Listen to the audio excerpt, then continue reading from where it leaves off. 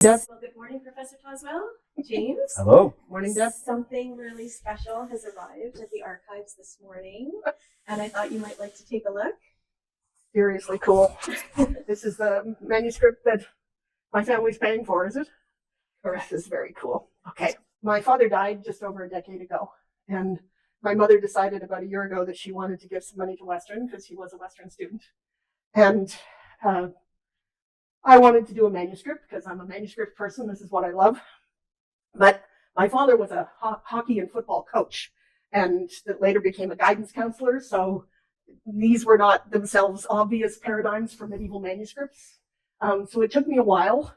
And eventually I came across this manuscript on the website of a friend of mine. And he had this manuscript, which had two prayers at the back of the manuscript to Saint Apollonia, the patron saint of dentists. And my father came here on a hockey scholarship. And he only lasted a year. He was a defenseman. And if you know about hockey, which probably all of you do, that meant he was skating backwards a lot and getting hit in the teeth with pucks a lot, or sticks, or elbows. And so he only stayed on his hockey scholarship for about a year. And I said to him as a kid, well, why did you give that up, Dad? And so he looked at me and he said, Jane, I wanted to have some teeth. So a manuscript with prayers to Saint Apollonia just kind of spoke to me. Once had a latches on the side. Yeah. You can see that. The date there? Yeah, that's the date of the binding. Yeah. Mm-hmm. Because calendars tell you the saints. And you can, this is where the term of red letter day comes from. Right. Because you can see you've got black for the unimportant saints, and for the important saints, their feasts are written in red. So here you've got Thomas Aquinas, and he's in red letters, so you know you're dealing with a Dominican text, because Thomas Aquinas, was famously, wasn't he imprisoned by his mother for more than a year to try to talk him out of becoming a Dominican? This is lovely. And it's great because you can see all these features. You can see the rulings, right? Which is a feature of a lot of medieval manuscripts. And so the saints that appear in the calendar really help us in terms of, actually, they don't help us in this particular manuscript because most of the saints in this calendar are, they're from southern Germany and Bavaria, which doesn't fit with the fact that one of the later texts in here is from Cambrai, which is right near Liège, which is up there in Belgium. Right. But there's two litanies later on, and they also have more of the northern saints than the southern saints. So, a lot of manuscripts started with a calendar, but when a calendar often starts, even from as early as the 9th and 10th centuries, actually even the 8th century, is either a book of Psalms, because Psalms are the way that people prayed every day, or a book of hours. And so a book of hours, which is what this is basically a personal, private prayer book. Right. Usually the texts that are in it are a standard set with, usually towards the end, the specific texts that the individual wanted. And there at the beginning of the text, right after the calendar, you have one of the cool initials. Very cool initials. You guys want to see the initial? You're close enough to see the initial? Good. Yeah. Because that's beautiful pen work. That is red and blue. So one thing I'm noticing, Jane, here we have Ut Familia Tua, it's Latin, but then here we have Die täglich, and I can't make that up. So that's German. I don't know that I've seen that before, where within the actual body of the text, it transitions from Latin to vernacular. It does that. It's a late manuscript. It's late 15th century. So it happened more. But that's actually, you're right. That's not actually in the description that I read. It makes it clear why they said it was a German manuscript. Yeah. What with the fact that there's actual German in the text. Yeah, that's very cool. Okay, so let's move forward a little bit and see what we got.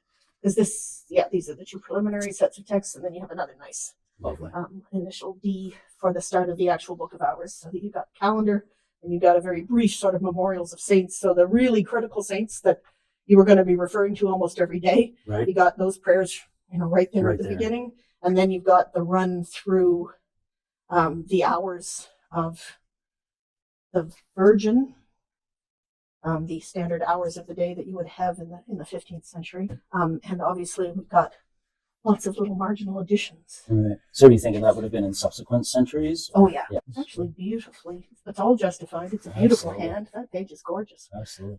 And that's the thing. I think a lot of times we focus on really fancy artwork, right? And which of course is important, right? And gold leaf and illuminations, miniatures, and so on. But most books, at least in my experience, everyday books would have been more like this, because it's very expensive and time consuming to do all of those details. So I love seeing books that really represent, not sort of the highest end or the most rare aspect of it, but really the most common usage of a manuscript, right? And yeah, you're right. This is just really well done. Well, and if it's Dominican, I mean, we're talking the Dominicans and the Franciscans were the two groups of friars, right? Mm-hmm. So it was their job to be out in the world preaching and carrying stuff around with them. So if you're carrying stuff around with you that you're going to use every day, a nice, small, light little manuscript fits in the whole. They used to call, if they were taller and thinner, they called them holster books, which I used to find a really strange term. Mm-hmm. And eventually I realized we're talking about the holster on a horse. Under the saddle. Yeah. They would have had that in like a personal like satchel or something like that, or even in their cloak or sitting on the front part of your saddle so that you could pull it out while you were ambling along on the road, assuming that no, bandits or thieves were nearby. Or dangerous paths. And I was just thinking, like, in case anyone's watching this video wondering why we're not wearing gloves, because I know we get that a lot.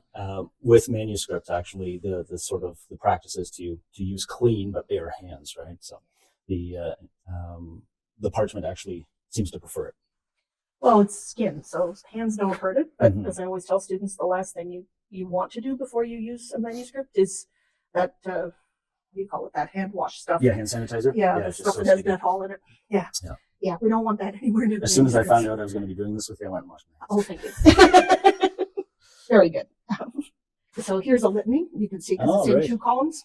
And the really handy thing about litanies is you can really just read them right down.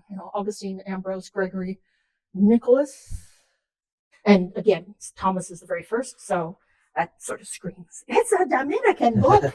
But you can also see that it's probably not done at the best scriptorium because back here you've got sort of lighter, very well prepared parchment, and here you've got yellower, not quite as good. Just notice that right there.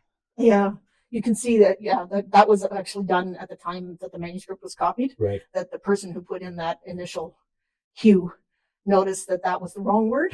And instead of doing the standard medieval things for crossing it out, which would be to put a series of dots under it, sometimes a black line through it, sometimes you would just get your little expunge. I can't remember the correct term in English. You just scrape it down. Right. And in this case, it's just taken his red pen, crossed it out, and then put a little addition mark in the margin. And then he went and got the black pen. And put the proper word in the margin. And I love that because it kind of just gives you a glimpse into the process. It's almost like you're sitting there with that scribe, right? Really seeing the whoops, because we all make mistakes, right? When we're typing today or writing something.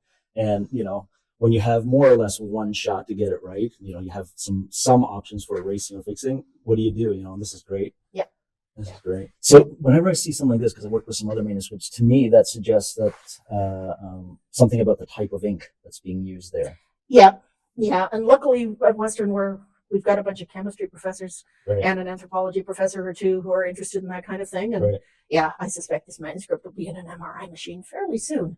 Awesome. And then we'll be able to figure out exactly what materials were used in those illuminated initials, or not really illuminated, but in the initials, the versals, and maybe some work on the ink as well. I want to get to, actually, let's skip to Saint Apollonia. The description we got said that these added prayers to Saint Apollonia are contemporary. It looks to me like they're a little bit later than that hand. That's certainly a book hand, but I'm not sure that that's late 15th century. It looks sort of 16th century. But those are the 2 prayers to Apollonia you can see. And then there's dentium, tooth pain, and asking for intercession against the tooth pain. And anybody who suffered tooth pain understands that. Yeah, that's worth a prayer for sure. When your teeth are sore, it's like your whole head quits, your whole body quits. It's like you're done for. So having gone through it once, what are your thoughts? Oh, I think it's beautiful. I think this was a great acquisition. It's a nice manuscript. Yeah. Yeah. It's that's lovely. Yep.